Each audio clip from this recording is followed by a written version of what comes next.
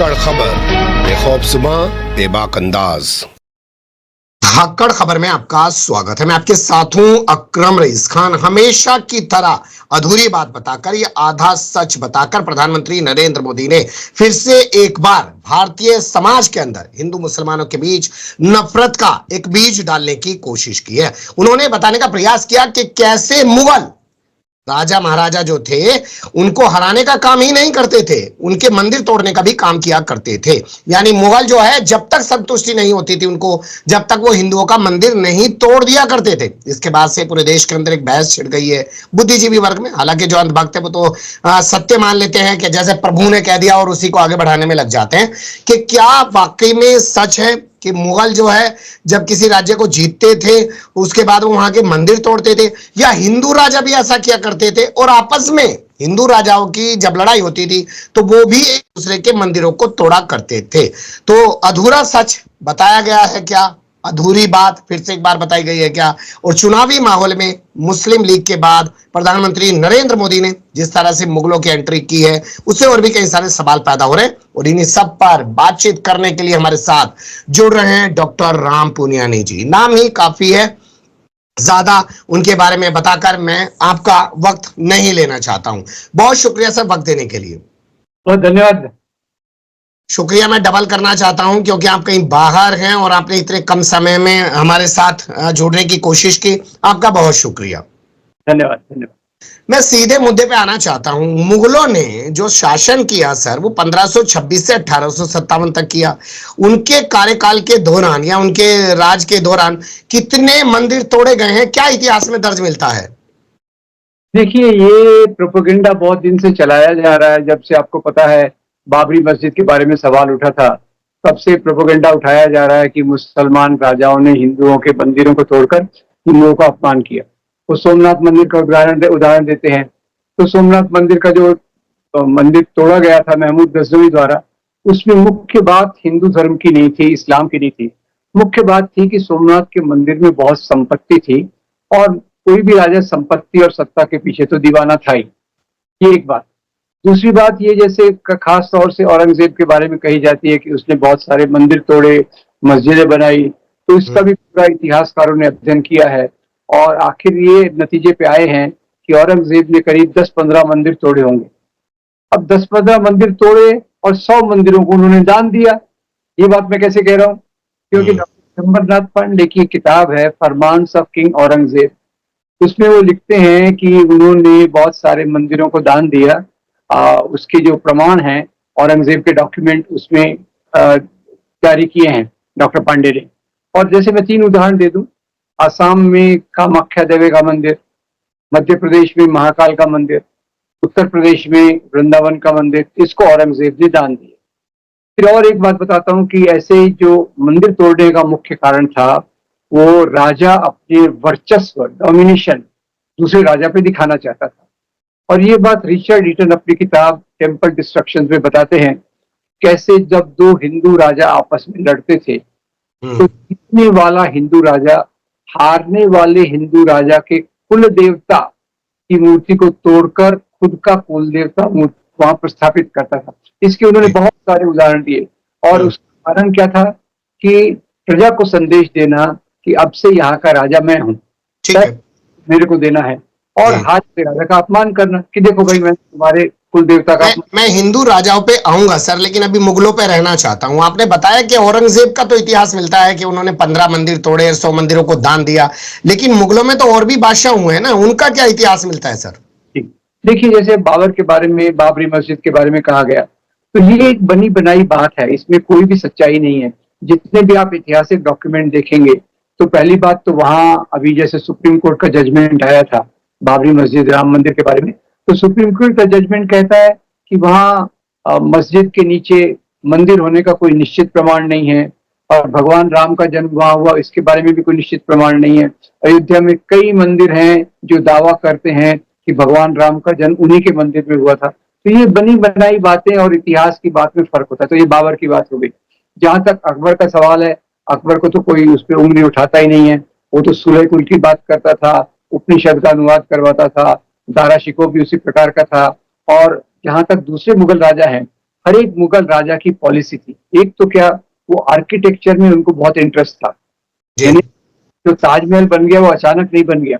मुगलों का एक डिपार्टमेंट होता था, कंस्ट्रक्शन डिपार्टमेंट, जिसको क्या कहते हैं पीपल्स वर्क डिपार्टमेंट, पब्लिक जी कंस्ट्रक्शन डिपार्टमेंट था। तो उसके माध्यम से वो अपने महलों को, अपने दूसरी चीजों को बहुत सजावट करते थे। तो जहां तक मुगल राजाओं का भी सवाल है, तो उन्होंने कई बार जब उनकी किसी हिंदू राजा से लड़ाई हुई और उसमें हिंदू राजा को नीचा दिखाने के लिए उन्होंने मंदिरों को तोड़ा, या फिर संपत्ति के लिए तोड़ा।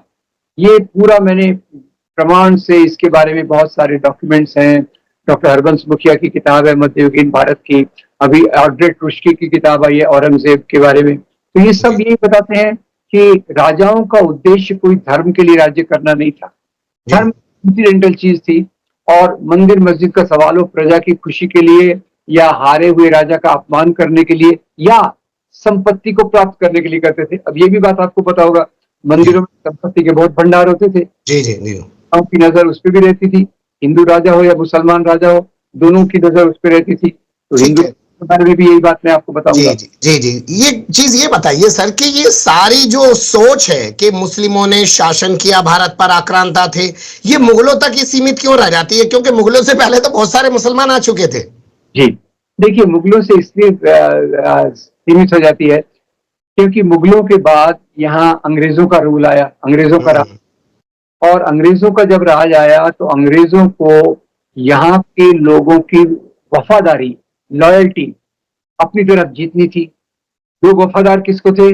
मुगल राजा, उनके प्रशासन के लिए। तो इसलिए मुगलों को बदनाम करना ये अंग्रेजों की बड़ी पॉलिसी रही है। और आज जो सांप्रदायिक सोच वाले इतिहास को लेके चलते हैं, वही अंग्रेजों की जो प्रेजेंटेशन था, अंग्रेजों ने जो इतिहास बनाया था, जिससे वो यहाँ के लोगों की वफादारी जीत सके, मुसलमानों के खिलाफ नफरत पैदा कर सके, उसी की ही एक कंटिन्यूएशन है कि मुगलों को खास तौर से ज्यादा बदनाम किया जाता है। दूसरा कारण यह है कि मुगल वंश में एक प्रकार का स्टेबिलिटी यहाँ के समाज में आ गई थी। स्टेबिलिटी यानी स्थिरता आ गई थी, क्योंकि क्या किया था, उसको मुगल वंश, मुगल राज तो कहते हैं, पर मेरे हिसाब से मुगल तो केवल टॉप का राजा था।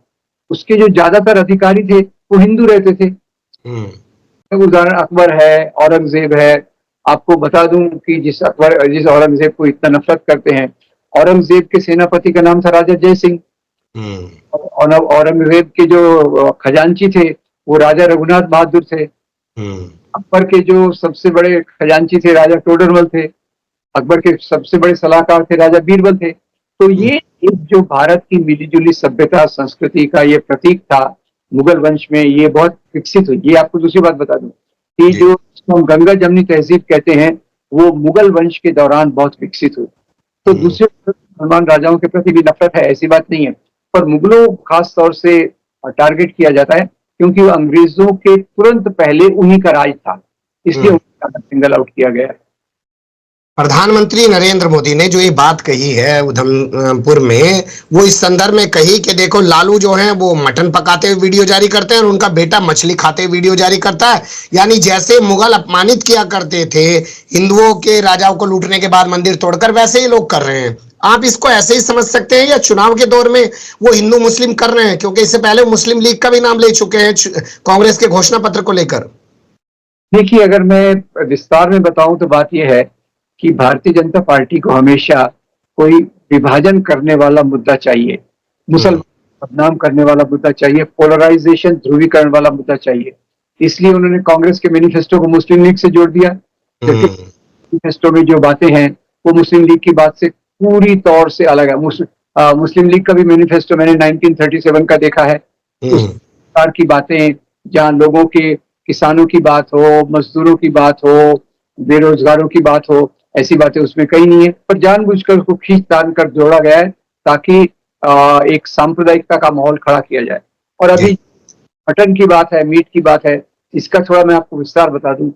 8 अप्रैल को ये जो लालू के बेटे, क्या नाम है, तेजस्वी यादव जी, अब हमारा जो त्योहार है नवरात्रि का, वो 9 अप्रैल से चालू होता है जी। 8 अप्रैल का वीडियो, वो जब हेलीकॉप्टर में जा रहे थे और मछली खा रहे थे, तो वीडियो देखो भाई, मैं ट्रैवल कर रहा हूँ और खा रहा हूँ। और उन्होंने एक बात और शरारतपूर्ण लिखी शरारतपूर्ण ये लिखी कि मैं ये जो गोदी मीडिया वाले ट्रोल हैं उनको टेस्ट करना चाहता हूँ। टेस्ट ऐसा करना चाहता हूँ कि मैं 8 अप्रैल का वीडियो जारी कर दूंगा, और वो तुरंत इस बात पे भड़क गए कि भाई ये जो हमारा एक पवित्र महीना है उसमें ईमान आ रहे हैं। तीसरी बात, एक बात अकरम भाई पहले यही बता दूं कि भारत का 70% हिंदू ये नॉन वेजिटेरियन है। 70% हिंदू नॉन वेजिटेरियन है, और दक्षिण में लीजिए, पूरब में लीजिए, मध्य भारत में लीजिए, नॉन वेजिटेरियनिज्म बहुत पॉपुलर है। ये खैर छुपाने की बात अभी हो रही है। फिर पॉइंट अगर आप कहें तो मैं हिंदू राजाओं के बारे में भी जोड़ दूं। जी जी आऊंगा, मैं हिंदू राजाओं पे आऊंगा, लेकिन अभी यहीं इसको थोड़ा समझ लेते हैं सर, क्योंकि मीट मांस मच्छी पे बड़ा हंगामा किया जाता है। क्या कभी आपको ऐसा मिलता है, इन लोगों ने दारू के खिलाफ, शराब के खिलाफ कोई अभियान चलाया? उत्तर प्रदेश के मुख्यमंत्री देखिए साधु हैं, कभी नहीं कहते हैं कि शराब बंद करेंगे, नवरात्र है, शराब की दुकानें बंद होनी चाहिए, लेकिन मीट को लेकर बड़ा बवाल होता है। क्या कोई ऐसी मिसाल मिली कि किसी ने मीट खा के बलात्कार कर दिया और मर्डर कर दिया हो सर? देखिए, जो अपराध है ये आपको दूसरी बात बता दूं, ये ऐसा बताना चाहते हैं कि आप अगर नॉन वेज नहीं खाते तो आप बहुत शुद्ध व्यक्ति है, पवित्र व्यक्ति नहीं है कि हिटलर, जिसने 2 करोड़ 20 लाख लोगों का कत्लेआम करवाया, वो शाकाहारी था अकरम भाई। ये शाकाहारी था, शराब नहीं पीता था, और उसकी भी एक प्रेमिका थी, गुप्त प्रेमिका थी, वगैरह वगैरह। इससे आप कोई और अंदाजा मत लगाइए, ठीक है। तो ये बात शाकाहार और मांसाहार से किसी के आक्रामक प्रवृत्ति का निर्धारण नहीं होता। मेरा बैकग्राउंड भी है, आप जानते हैं, और मैं पूरा जो इतना 8 साल तक मेडिकल कॉलेज में पढ़ा, उसमें का जो चरित्र होता है, जो स्वभाव होता है, वो खाने पीने से ज्यादा समाज की परिस्थितियों पे लगता है। समाज की में जब कोई व्यक्ति असुरक्षितता, इनसिक्योरिटी में जीता है तो की टेंडेंसी ज्यादा आती है। जितना माहौल सुरक्षित हो, समाज का माहौल सुरक्षित हो, तो आप में वायलेंस की टेंडेंसी नहीं आती। ठीक, अब ये राजा जो हिंदू हैं वो खूब मांस मच्छी दारू और तमाम तरीके की चीजें चलती हैं, उनके बारे में कुछ बताइए, क्या मिलता है? देखिए, राजा तो सभी राजाओं को मैं एक कैटेगरी में रखता हूँ, भोग विलास और लग्जरी, ये राजाओं का एक निशान था। और उसमें आप जो नॉन वेजिटेरियनिज्म है, अब अशोक वो तो बुद्ध बन गया था, और उसके शिलालेख में भी लिखा है भाई अपने रसोई घर में उतने पक्षी या जानवरों को मारो जो आपके खाने पीने के लिए, राज दरबार के लिए लिख रहा है कि बलि मत दीजिए, पर खाने के लिए जितने जरूरी है उतना खाइए। अब हिंदू राजाओं में भी मांस मछली और मदिरा का सेवन तो बिल्कुल आम था, उसमें कोई बात नहीं है। ये एक अभी एक प्रकार से मुसलमानों को बदनाम करने के लिए ही, और हिंदुओं के अंदर नफरत भरने के लिए भी तो चाहिए ना सर? जी, हिंदुओं के अंदर एक नफरत भरने के लिए भी तो चाहिए ना कुछ मसाला। बिल्कुल उसी के लिए किया जा रहा है। अब आप दुनिया को देखिए ना, दुनिया में देखिए कि दुनिया में आज 90% लोग नॉन वेजिटेरियन हैं। अमेरिका देखिए, यूरोप देखिए, ऑस्ट्रेलिया देखिए, चाइना देखिए, जापान देखिए। चाइना में इतना तो मजेदार है, थोड़ा पर्सनल आपको बात बता दूं, एक बार चाइना में था, मैं वेजिटेरियन हूँ, प्रिफर करता हूँ, कोई पॉलिटिकल रीजन नहीं है, तो मैंने वेजिटेरियन पुलाव बुलाया, तो पुलाव के अंदर झींगा और मछली थी, वो वेजिटेरियन पुलाव था उनका। मछली को नॉन वेज माना ही नहीं जाता, उसको खाना फल है। तो ये लोगों की अपनी अपनी प्रवृत्ति रही है, और बिल्कुल सर है। अब देखिए ना, नॉर्थ ईस्ट में गाय को जो है यम्मी कह रहे हैं, और यहाँ पे मम्मी कह रहे हैं, और कह रहे हैं मनोहर पारिकर जब इस दुनिया में थे कि मैं बीफ की कमी नहीं होने दूंगा, दूसरे राज्य से अगर मुझे इंपोर्ट करना पड़ा तो वो भी करूंगा। तो जहां जैसी राजनीति होती है वो बात करते हैं लोग। बिल्कुल बिल्कुल अवसरवादी हैं, इनका मुख्य उद्देश्य है समाज में विभाजन करना, हिंदू मुसलमानों के खिलाफ नफरत को तेज करना, नफरत के कारण दंगे भड़कवाना, और उसके कारण सत्ता को मजबूत करना, ये उनका सेंट्रल एजेंडा। कुछ हिंदू राजाओं का ऐसा इतिहास जो नाम के साथ आप बता पाए, जो आपस में लड़े और उन्होंने मंदिर तोड़ दिए? क्योंकि कुछ चीजें मैं पढ़ रहा था तो उसमें बताया गया कि कय्याश राजा था, वो तो इसलिए मंदिर तोड़ता था ताकि वहां से धन लूट ले। बिल्कुल, ये बात आपने बताई, इसको मैं रेफरेंस के साथ बताऊंगा। हिंदी संस्कृत साहित्य में एक महान किताब है राज तरंगिणी, लेखक का नाम है कवि कल्लण। कवि कल्लण लिखते हैं कि 11वीं शताब्दी का राजा हर्षदेव वो मंदिरों से मूर्तियों को तुड़वाता था सोने की, और जिसमें हीरे जवाहरात जड़े हो। उसने एक स्पेशल डिपार्टमेंट बनाया था जी। डिपार्टमेंट के अधिकारी का नाम था देवोत पतन नायक यानी वो अधिकारी जो देवताओं की मूर्तियों को तोड़वाए। अब ये तो यहाँ की बात है। और दूसरे में और ये बात है, दूसरी बताता हूँ आपको कि विरोधी से बदला लेने के लिए कैसे एक हिंदू राजा ने श्रीरंगपट्टनम में हिंदू मंदिर तोड़वाया। जी। पिछवा राजाओं ने टीपू सुल्तान पे अटैक किया, उसको हराना चाहते थे, हरा नहीं पाए, वापस आ रहे थे हताशा में, तो उन्होंने श्रीरंगपट्टनम का हिंदू मंदिर तोड़वा दिया। क्यों? टीपू सुल्तान का अपमान करने के लिए। सुल्तान क्या करता है? टीपू सुल्तान उस मंदिर का सबसे बड़ा संरक्षक है, ट्रस्टी है, वो मंदिर को बनाता है क्योंकि उसको प्रजा की भावनाओं का आदर है। तो इस एक बात से मैं सीखता हूँ कि राजा प्रजा की भावनाओं का भी आदर करना चाहते थे, विरोधी राजा का अपमान भी करना चाहते थे, मंदिरों से संपत्ति भी लेना चाहते थे। पर ये जो सांप्रदायिक राजनीति ने उसमें एक बात को पकड़ा है, मुसलमान राजा, मुगल राजा, मंदिरों को तोड़ना, हिंदुओं का अपमान करना, ये बात को एक सेलेक्टिव रूप से पकड़ लिया। क्या क्या ऐसा लगता है सर कि हमारे देश का मीडिया जो आपने तमाम चीजें बताई हैं नाम के साथ में, अगर इनको बार बार लोगों के सामने रखे तो जो नफरत का एक माहौल बनता जा रहा है वो खत्म नहीं होगा और समझ में नहीं आएगी कि राजनीति क्या हो रही है? देखिए अकरम भाई, आप तो बहुत बड़ी बात कर रहे हैं। ये मीडिया तो लगा हुआ है कि मोदी को पॉलिश कैसे करते रहना, मोदी का इमेज कैसे चमकाना, और मीडिया किसके कब्जे में है? जो मीडिया के कॉर्पोरेट दोस्त हैं। तो ये मीडिया उस प्रकार का काम करेगा, इस बात को आप भूल जाइए। आपके जैसे चैनल ऐसे बहुत सारे अभी हो गए हैं जो इस प्रकार का काम अच्छाई से, बहुत अच्छे से कर सकते हैं। और जैसे नाचीज ने एक 14 वीडियो की सीरीज बनाई है जो ये सांप्रदायिकता के विरोध में बनी है, पर बहुत पॉपुलर नहीं है। फिर भी जहां मौका मिले अपनी एक छोटी सी कोशिश के रूप में मैं लोगों तक भेजता रहता हूँ कि भाई ये देखिए सांप्रदायिक का मामला क्या है, मंदिर क्या है, धर्मांतरण क्यों हुआ, कश्मीर का सवाल क्या है, आजादी कैसे मिली, सांप्रदायिक मुद्दे कैसे आए। तो खैर, पर उसका कोई ज्यादा प्रचार नहीं होता है। लेकिन लोग आपको सुनते तो बड़ा ध्यान से और पूरी दुनिया में सुना जाता है। आप ऐसे मत कीजिए, व्यूज के हिसाब से अब आप देखिए ना, गांधी की किताबें कितनी बिकती हैं लेकिन मसराम कितना बिकता है सर? जी, पर वो ऐसा है कि यही बात है कि हमारी जो कोशिशें हैं वो ऊंट के कीड़े की सरीकी है। अगर मैं हमारे आपके पास जो है कारपोरेट नहीं है, उनके पास कारपोरेट है और वो झूठ भी अपना परोस रहे हैं और यहाँ सच भी लोगों तक पहुंचाना मुश्किल हो रहा है। तो ये जब आपने सुना होगा प्रधानमंत्री का भाषण तो आपके जहन में क्या ख्याल आया होगा कि मुस्लिम राजा जो है मंदिर तुड़वाते थे चिढ़ाने के लिए? मुझे ये बात एक हंसी इस बात पे आई कि मोदी उस बात को बोल रहे हैं जो आरएसएस पिछले 100 साल से बोलते आ रहा है। अच्छा। मुझे बहुत आश्चर्य नहीं हुआ क्योंकि मुख्य काम जो लोगों के बीच में नफरत फैलाने का हुआ है वो बाबरी के बाद और तेजी से हो गया।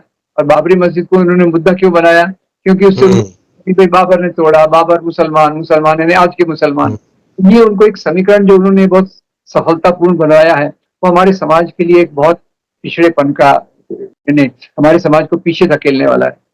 आपने आरएसएस के 100 साल की बात की, तो 100 साल पूरे होने जा रहे हैं उनके, तो उन्हें आगे सत्ता चाहिए, तो कैसे भी करके सत्ता हथियाने के लिए कुछ भी किया जाएगा सर? कर तो रहे हैं, ऑलरेडी कुछ कर रहे हैं। पर एक बात मैं आपको बता दूं अकरम भाई, ये सफल नहीं होंगे। मैं कारण बताता हूँ आपको। 2 कारण है। एक तो देखिए, आप झूठ बोल बोल के कितना बोलेंगे, एक सीमा के बाद वो झूठ बेअसर हो जाता है। एक दूसरा, लोगों के पेट की जो आग है, जो बेरोजगारी है, जो किसानों के एमएसपी का सवाल है, जो महंगाई का सवाल है, पेट्रोल की बढ़ती कीमतों का सवाल है, उससे तो बहुत लोगों को असर पड़ रहा है। और इसलिए और चौथी बात यह है कि विपक्ष इस बार पहले से ज्यादा यूनाइटेड है। इंडिया गठबंधन बनने में बहुत तकलीफ हुई, अभी भी पूरा सक्सेसफुल 100% नहीं हुआ। 100% नहीं हुआ तो 80% तो हुआ। उसका एक प्रभाव मेरे ख्याल से आने वाले चुनाव में होगा। और इनके जो सपने हैं कि हम लगातार सत्ता में बने रहेंगे, लोकतंत्र को समाप्त कर देंगे, हिंदू राष्ट्र बना लेंगे, मुसलमान और दलितों को दबा के रख देंगे, मेरे ख्याल से वो सपना पूरा नहीं होगा।